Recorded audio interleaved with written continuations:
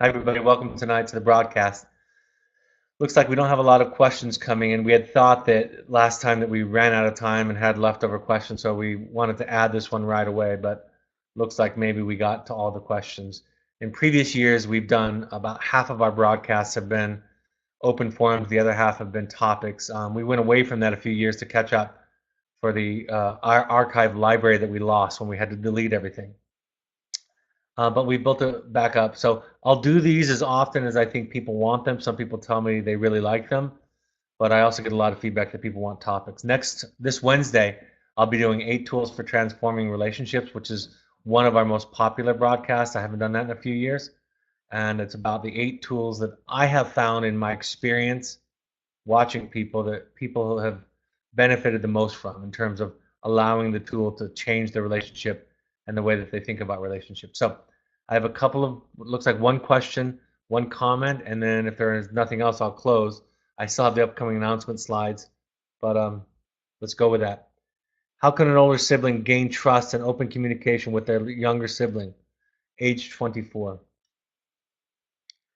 You know, the most important thing, and I think this applies to parenting too, the most important thing that we can be is vulnerable in order to improve communication and openness. My therapist told me years ago that we need to leave children their dignity, meaning that we can't just pry them open, but we have to, even if we have what she called kind of x-ray vision, an ability to kind of see through the BS, see through the fence, see through the wall, even if we have that, we need to be really careful with that and using that. And maybe we ought not to use it. Doesn't mean that you're burying your head in the sand, that you're ignoring things, but that you're giving them some space. And I think the same thing applies to an older sibling is giving them the space, opening up, talking about what you don't know, becoming interested in their process, but not showing up as perfect, as the expert, as this kind of precise surgical tool to open them up because that doesn't feel safe for them. I think this is really important too. If you need them to open up to you for you to feel okay, then they can sense that it's not for them anyway. So giving them the space, backing off, not really trying to dig into them or pull it out of them, lets them know a little bit that you're safe.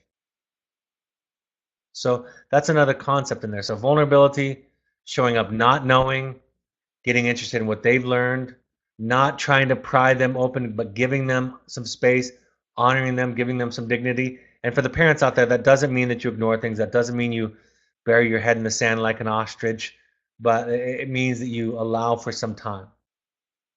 And you realize that a child not opening up is not opening up for a reason. That's really important to remember. They're not opening up because they don't feel safe. And whether or not you think they should feel safe or not is completely irrelevant. And from my own perspective, I try not to pathologize the fact that they're afraid to open up. I don't talk so much about twisted thinking and thinking errors and distorted thinking. I talk about the fact that for some reason, some of your experience tells you that it's not safe to open up, to talk, to share.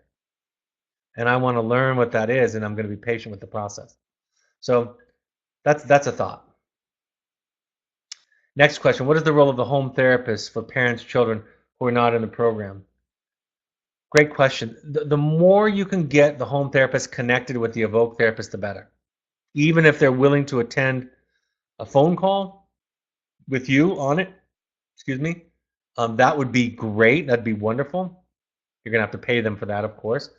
Or if you'll just if you'll just ask them to consult with your Evoke therapist, sharing letters with them, sharing assignments with them, kind of bringing them into the process as much as possible so they understand what the project is. So consultation with a therapist, attending a phone call, both of those can be extraordinarily helpful, and then sharing letters back and forth, right? Read the hopes and intentions letter. Read the child's letter of accountability, letter of awareness. Read the child's impact letter to you. Right? And it's almost as if there's family therapy happening even with your child that's in the program at home. That's the best way to kind of, if you don't know what to do, if you don't know what work to do, that's the best way to pull them into the process. I say with all clients that I've ever worked with, I always ask the children, what do your parents need to work on? And don't worry about saying it perfectly. Don't worry about it being this kind of therapeutic language. Just tell me what you don't like, what's going on for you and your parents, what you want to be different. And then that becomes the starting point.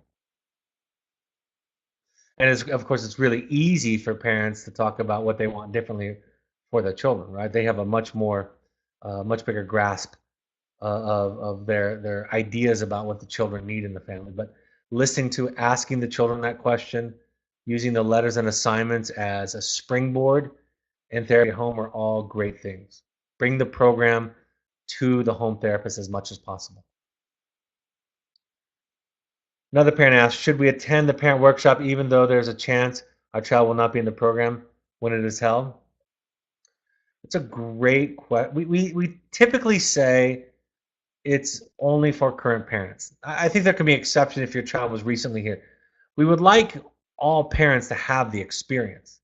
But as you might know, there are other opportunities. There are parent support groups. If you live near a location where we're having a parent support group, there are things like finding you and finding family if you want to do a deep dive into your work. That's a different experience, but there's still that kind of work that we offer to you. Finding you is really going into your own history, your own family of origin, your own life, and kind of finding out how it's showing up today in your relationships, in your challenges, in the questions you have about life. Finding yourself.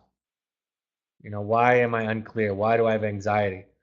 Why do I not know? Why am I constantly troubled or depressed or discouraged? Or why don't I have the answer to this question or that? So there are other things that we provide that you can do. I think it's okay that you come if your child is recently graduated. It's a relatively inexpensive, near nothing cost for something that's pretty impactful.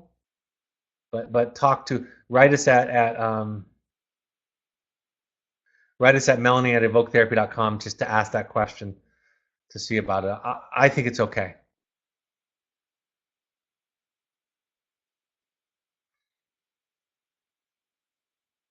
What is a home therapist? How is that different from a therapist? That they're just asking the therapist at home versus the therapist. It's just a therapist at home where you live versus a therapist here in the program. So the Evoke therapist wouldn't be the home therapist. That's the distinction that they're making.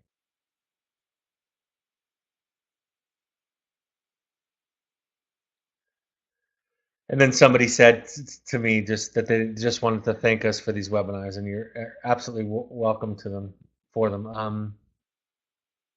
It's something that I think that can be helpful, can be a touchstone. The thing about the work that I do is I don't recommend virtually anything that I'm not willing to do. So for me, this is just doing for you what somebody else did for me, which is teaching me about just the manner of relationships of being a human being. All right, we ask all of you to go to 12 steps, 12-step support groups as soon as possible. Start as soon as your process is possible. Al-Anon, CODA, Families Anonymous. Al-Anon, Alateen is for teenagers. Adult Children of Alcoholics is great, I think, because it kind of lets you know about your own family issues. You don't have to have parents that are alcoholics. Refuge Recovery is a recovery program that's Buddhist inspired. Doesn't necessarily have the higher power piece to it. Some people like that. NAMI.org is the National Alliance on Mental Health. That's for people in your community that are providing services, groups, education at a really affordable cost. Follow us on social media. All of these broadcasts are available on the podcast apps, although I won't do this one because it's so short tonight. iPhone and Android devices, search Evoke Therapy Programs on your various podcast apps, or go to soundcloud.com to listen to any of them. Twitter and Instagram. Follow us using the handle @Evoke Therapy. On Facebook, you can find us by searching Evoke Therapy Programs. The Alumni Foundation, which helps people that can't afford, is also there on Facebook, and then our blog. My book is available on Amazon. Audio purchases are available. Hope to be finishing my second book in the next week or two. At least the first draft of it, I should say. The next Finding You is February 20th. That one's full. March 27th is the next opening. Contact us by emailing intensives@evoketherapy.com. Tonight, Monday, February 11th, they're just finishing up the parent meeting in New York. I will be in Southern California on the 24th of February from noon to 3, and in the Bay Area, San Francisco, 6:30 to 8:30 p.m. Email Melanie at evoketherapy.com for more information or to RSVP. The workshops that we were just talking about, the 16th and the 17th, if you're not signed up yet, it's probably too late for you to plan it, but the next one after that will be March 23rd and 24th. Again, contact Melanie. Pursuits are for families or young adults. Think super fun, therapy light. And then Wednesday night, I'm going to be redoing the 8 Tools for Transforming Relationships, which is one of my favorite and one of our most popular broadcasts. So looking forward to that. Looks like we have no other questions. Sorry we didn't have a longer time with you tonight. Hope that means that you're all doing well and enjoying your journey. So thanks for joining me tonight. Good to see your names on here. Have a great evening. I'll talk to you Wednesday night. Bye-bye.